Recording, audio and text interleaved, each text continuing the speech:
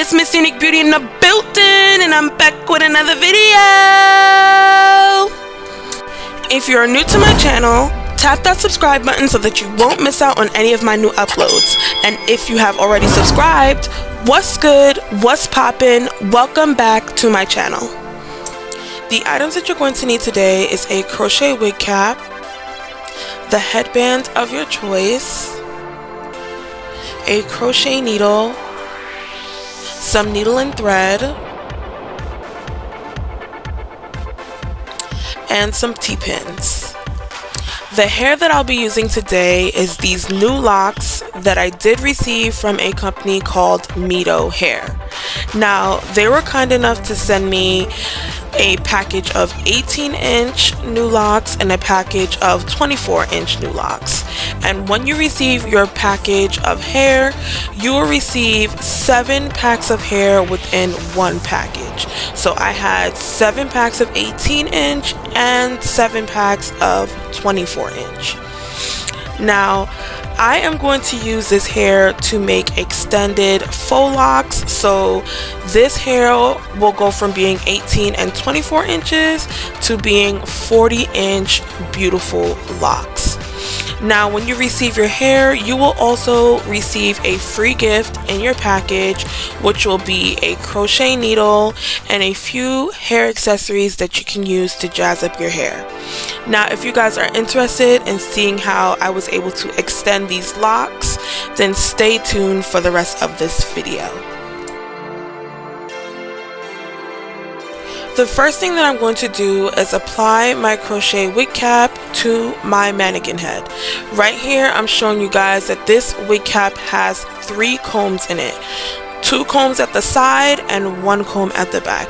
And I love using this cap for the simple fact that they do have combs. When you apply this wig to your head, this wig will not go anywhere.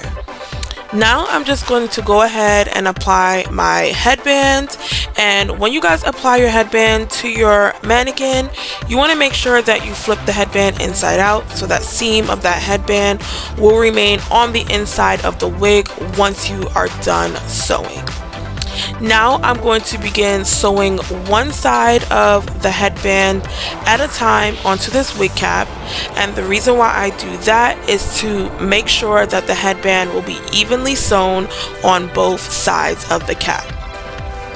I also do want to mention that you do not have to make your stitches too close together when you're doing this process as well, because if you do not be careful with doing that, you can actually cause shrinking in your wig cap. So try spacing your stitches a little further apart from each other when you're sewing the headband onto the edges of this wig cap.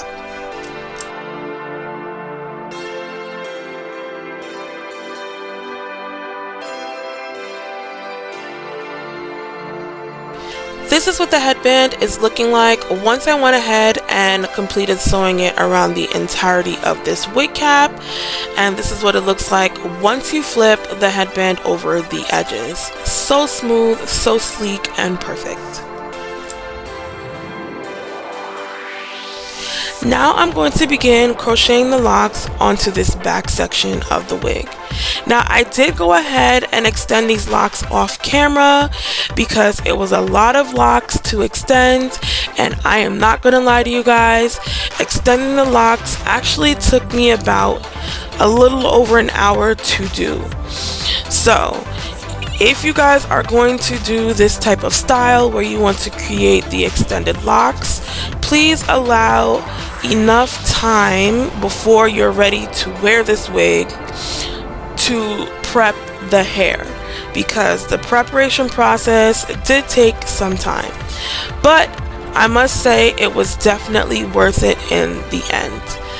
So I will go ahead and show you guys exactly how I extended these locks in the next clip so that you guys can see exactly how it's done. To begin extending these locks, I started off with the 24-inch lock. Now, for the purpose of this video, I will be crocheting the lock onto the cap and extending it that way, but off camera, I did go ahead and hang these locks on my backdrop because they were going to be really long, and by me hanging them on my backdrop, it just made me move a lot faster and extend these locks a lot quicker to get this video going.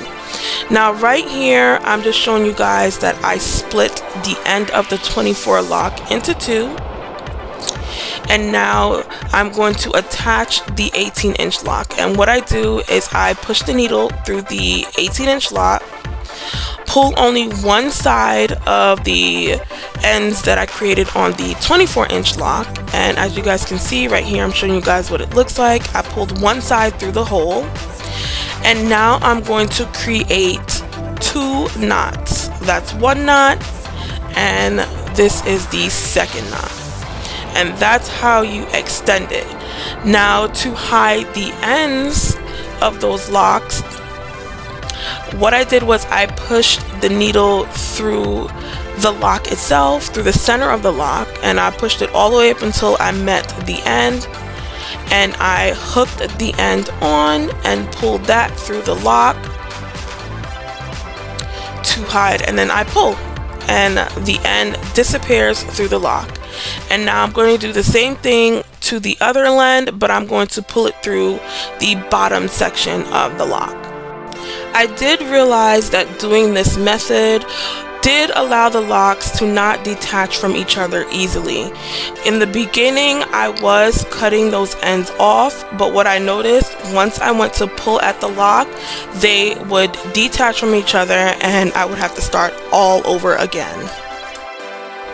Now I'm going to go ahead and begin with filling in this side section, and because these locks are on the smaller side, I do space these a little closer together than I normally would, just to make sure that I will have the coverage that I need around the edges of this wig. When filling in the side section, you do want to make sure that you guys are still continuing to stagger the locks all the way up this entire side section, just to make sure that you'll have enough coverage if you decide to pull the side section of this wig up.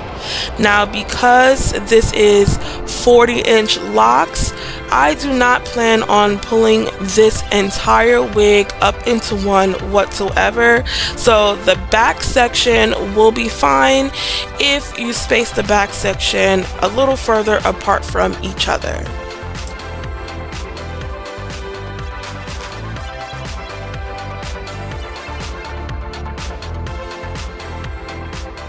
This is what this side section and this back section is looking like once I went ahead and completed filling in these sections with these new locks.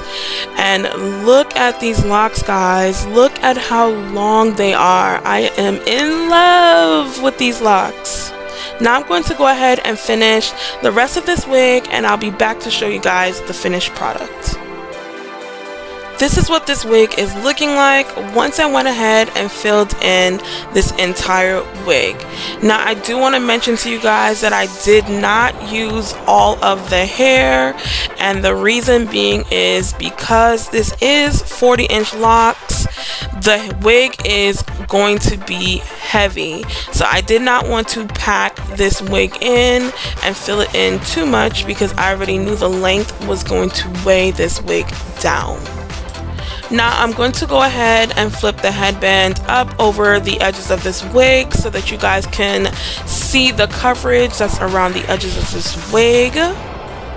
One thing I do want to mention that I did do differently in this video is I did use a headband that wasn't as wide as the usual headbands that I typically use, and the reason being is that I know I'm not going to pull this hair all up into one, so I really only needed the headband coverage in the front section of this wig just to conceal that area.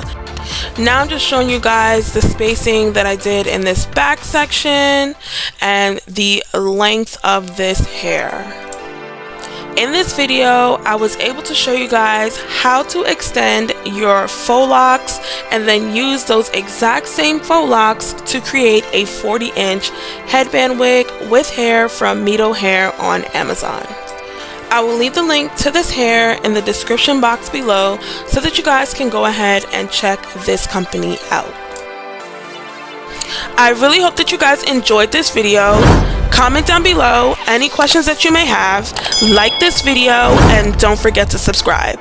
Bye, my beauties!